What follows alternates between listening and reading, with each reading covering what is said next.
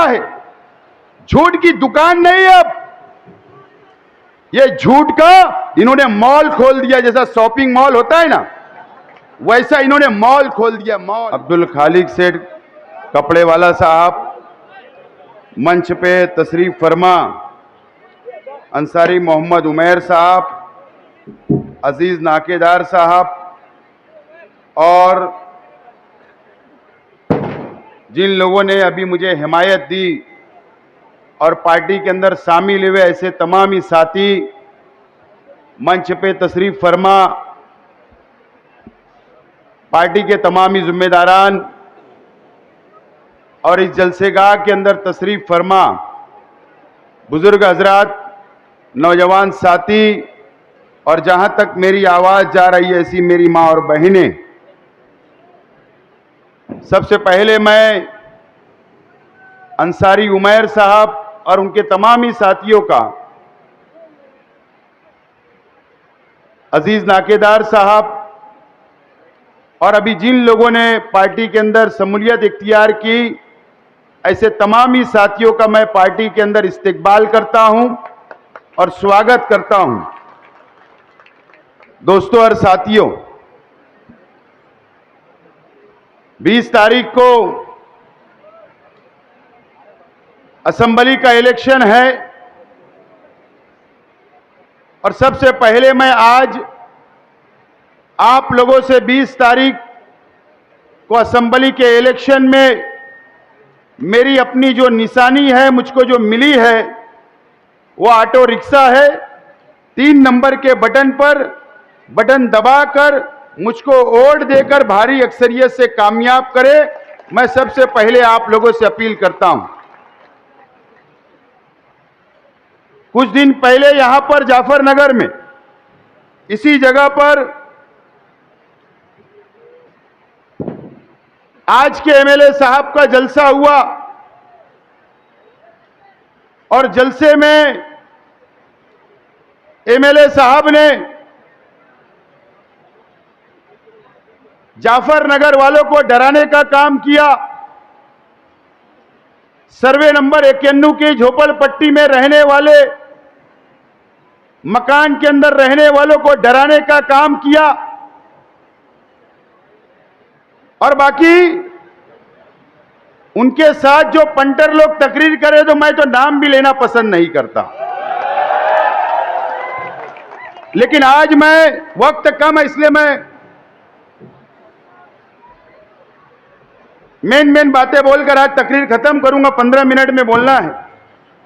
मैं सबसे पहले जाफरनगर के सर्वे नंबर 91 की बस्ती की आवाम को और जाफरनगर के अंदर रहने वालों को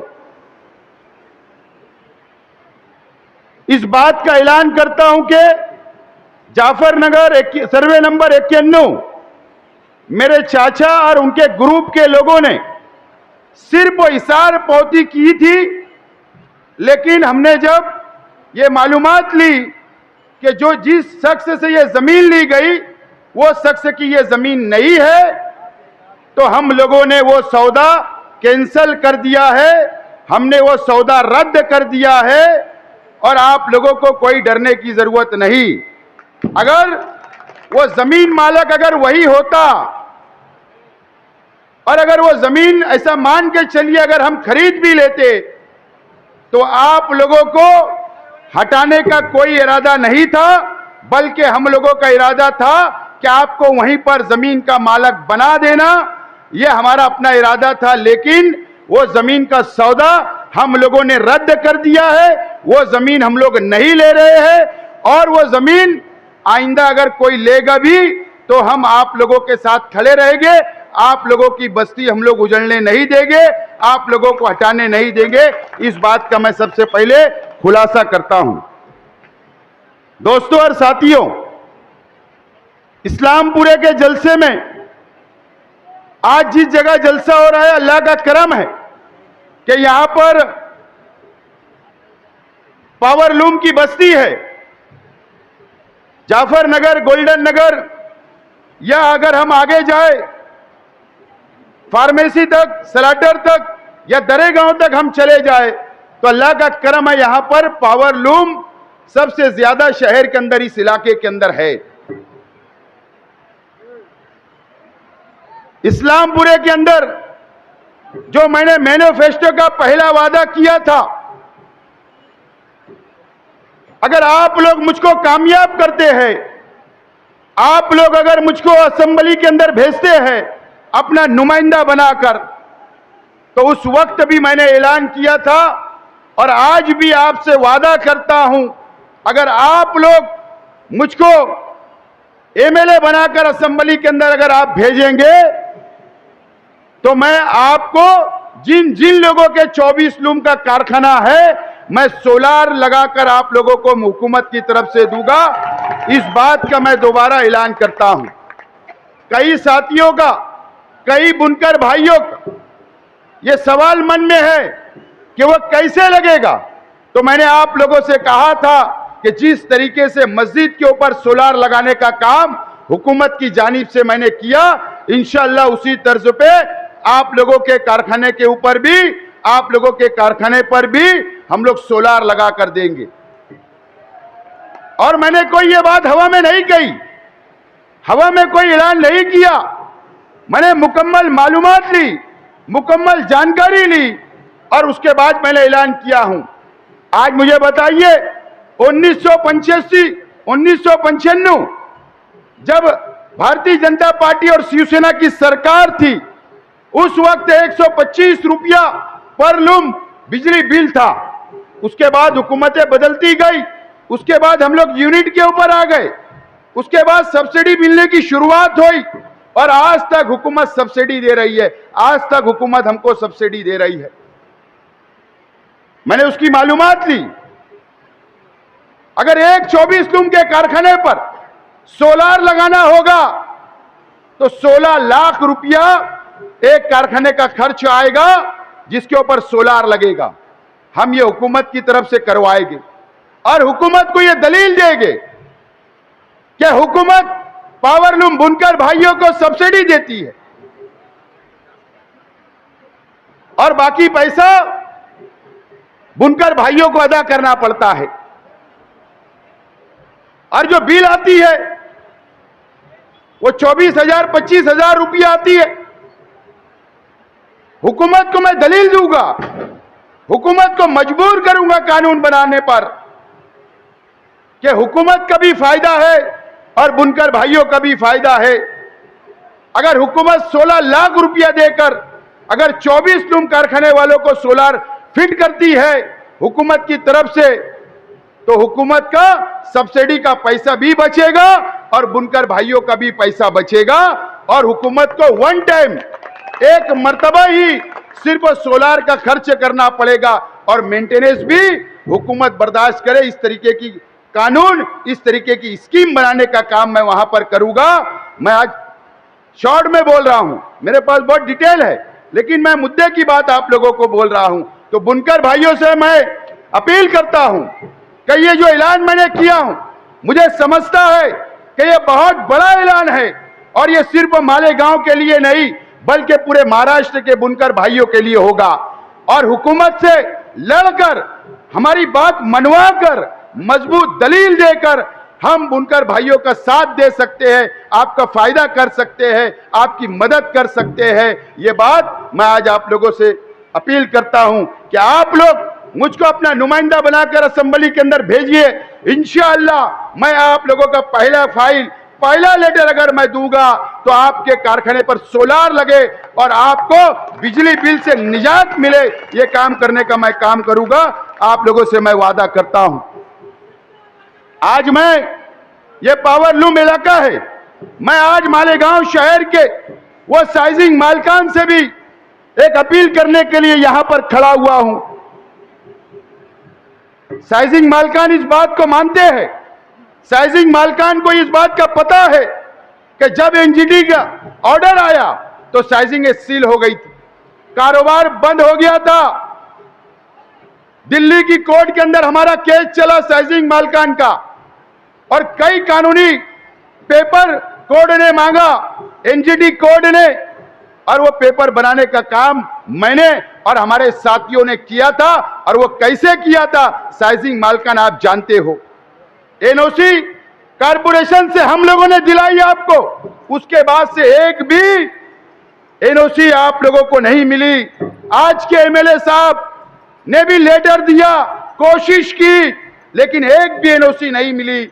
आपका एनओसी का पीरियड भी खत्म होगा। आपको एनओसी दिलाने का काम तो मैं करूंगा, लेकिन आपको पता है कि हमारा ये शहर मिक्स जोन है, पावर लूम भी है, इंडस्ट्रियल जोन भी है और हमारा घर गुती भी है, मकानात भी है। ये हमारे शहर के अंदर पावर लूम सनत भी है और हम इसी शहर के अंदर रहते हैं। जहां जहां साइजिंगें चल रही है वहां पर कानून के अंदर डेवलपमेंट प्लान या कानून के अंदर एमआरडीपी एक्ट के अंदर आज तक साइजिंग का उल्लेख नहीं है कानून के अंदर। आप लोगों को याद होगा जब अजीत दादा पवार साहब के पास हमने मंत्रालय में मीटिंग लगाई तो वहां पर मैंने ये मुतालबा रखा था कि साइजिंग को कानून के अंदर साइजिंग का उल्लेख किया जाए, तरमीम की जाए कि साइजिंग को परमिशन साइजिंग के नाम से मिलना चाहिए। यह हमारे रोजगार का मसला है, यह बहुत बड़ा मसला है। मैं साइजिंग मालकान से भी वादा करता हूं कि अगर आप लोगों ने आपका नुमाइंदा बनाकर असेंबली के अंदर भेजा तो इंशाअल्लाह वो कानून में तरमीम कराने का काम भी मैं करूंगा। इस बात का मैं आपसे वादा करता हूं। दोस्तों और साथियों, झूठ बोला जा रहा है, झूठ की दुकान नहीं। अब ये झूठ का इन्होंने मॉल खोल दिया, जैसा शॉपिंग मॉल होता है ना, वैसा इन्होंने मॉल खोल दिया, मॉल। ये शहर देख रहा है, समझ रहा है और शहर को 20 तारीख को फैसला करना है, शहर की आवाम को फैसला करना है। आज मैं जाफर नगर, गोल्डन नगर, वार्ड नंबर 4 इस इलाके की आप हालात देखो। गोल्डन नगर के अंदर आप देख लीजिए कि आज हालात क्या है। रोड सही नहीं है, गटरे नहीं है, सहूलत नहीं है। वहां पर भी बुनकर भाई रहते। एमएलए साहब, कम से कम आप अपने 10 साल, आपके 3 मेयर हुए, आप कम से कम वार्ड नंबर 14 पे तवज्जो दे सकते थे, वहां का विकास कर सकते थे, डेवलप कर सकते थे, लेकिन आपने ऐसा कुछ नहीं किया। आपने कुछ नहीं किया। आपके पास मौका था करने का, उसके बाद भी आपने कुछ नहीं किया। आप मुकम्मल तौर पर नाकाम हो गए। मैं वादा करता हूं इस इलाके की आवाम से, मैंने जो जिम्मेदारान बैठे हैं, चाहे इस्माइल भाई हो, सैयद साहब हो या हमारे जो भी साथी है, जमशीद भाई, या इस इलाके के तमाम ही जिम्मेदारान से मैंने वादा किया हूं कि आप मुझको भरपूर वोट यहां से दिलाइए, मुझे कामयाब करिए। और मैं सबसे पहला, अगर विकास और डेवलप अगर हमको शुरू करना होगा तो ये जाफर नगर, गोल्डन नगर, काली खोली, ये 4 नंबर वार्ड फार्मेसी, इस इलाके के अंदर गुलाब पार्क हो गया, अख्तराबाद, देवी का मल्ला या पवार वाली तक, हमको इसके ऊपर खुसूसी में तवज्जो देकर इस इलाके का काम करने का काम करूंगा।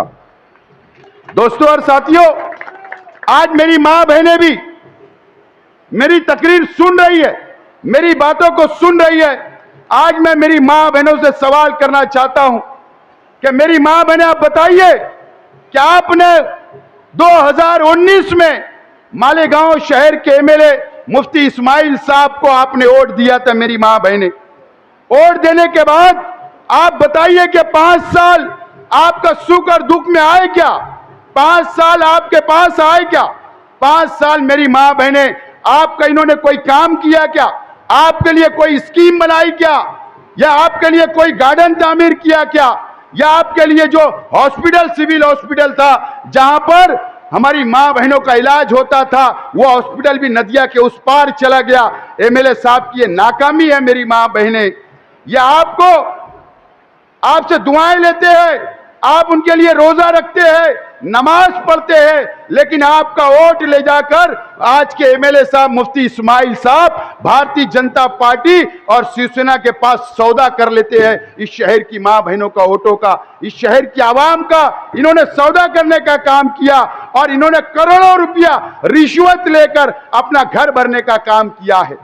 आज मैं मालेगांव शहर की मेरी मां बहनों से अपील करता हूं, अगर आप मुझको वोट देंगे, आप मुझको अपना एमएलए बनाएंगे, तो मैं जरूर आपसे वादा करता कि एक अच्छा गार्डन होना चाहिए, अच्छा हॉस्पिटल होना चाहिए, अच्छे आपको रोजगार, घर बैठे रोजगार कैसे मिले, बचत गट के नाम पर आंगनवाड़ी कैसे मिलेगी, इंशाअल्लाह आपके लिए वो काम करने का काम करूंगा। मैं आज एक वादा और करता हूं कि यहां पर सब्जी मार्केट बनी है, यूपी सब्जी मार्केट बनी अकील मस्जिद के सामने, वो बंद पड़ी हुई है, लेकिन मैं वादा करता हूं कि हमारे मेंबरान ने उसकी फाइल चलाई है, उसको शादी हॉल होना चाहिए। मैं वादा करता हूं कि वो सब्जी मार्केट कैंसिल करके यहां पर यूपी शादी हॉल उसको बनाया जाएगा और कम पैसे के अंदर इस इलाके की आवाम को उसकी सहूलत मिले, ये काम करने का काम भी हम लोग करेंगे। मैं एक बात ये शहर की आवाम को, यहां के हमारे मीडिया के तमाम ही साथियों से अपील करता हूं और पुलिस डिपार्टमेंट से कि मेरी बात को नोट करें। एमएलए साहब अभी क्या करेंगे, ये माफी मांगने वाले हैं। क्या करेंगे, माफी मांगेंगे, मुझसे गलती हो गई, मुझे माफ कर दो। पिछले इलेक्शन में भी ऐसा ही किया, फिर एक मर्तबा बोलेंगे ये मेरा आखिरी इलेक्शन है, ये मेरा आखिरी इलेक्शन है, ये बोलेंगे, लेकिन ये नहीं बोलेंगे कि मुझे चुनकर दो, मुझे अब्दुल्ला को मेयर बनाना है। ये आपको फिर धोखा देंगे कि आखिरी इलेक्शन है, क्योंकि अब्दुल्ला को मेयर बनाना है, इसके लिए आखिरी बात करेंगे। अरे ये नाकाम हो गए तो उनका बच्चा कहां से कामयाब हो सकता।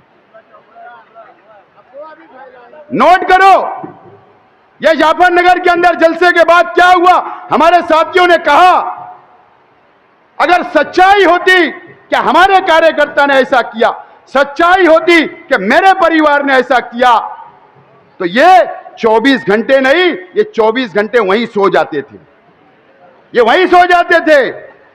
लेकिन 24 घंटे के बाद इनको होश आया, पता चला कि मामला तो कुछ और है, ये खामोश बैठ गए, इनका झूठ पकड़ा गया।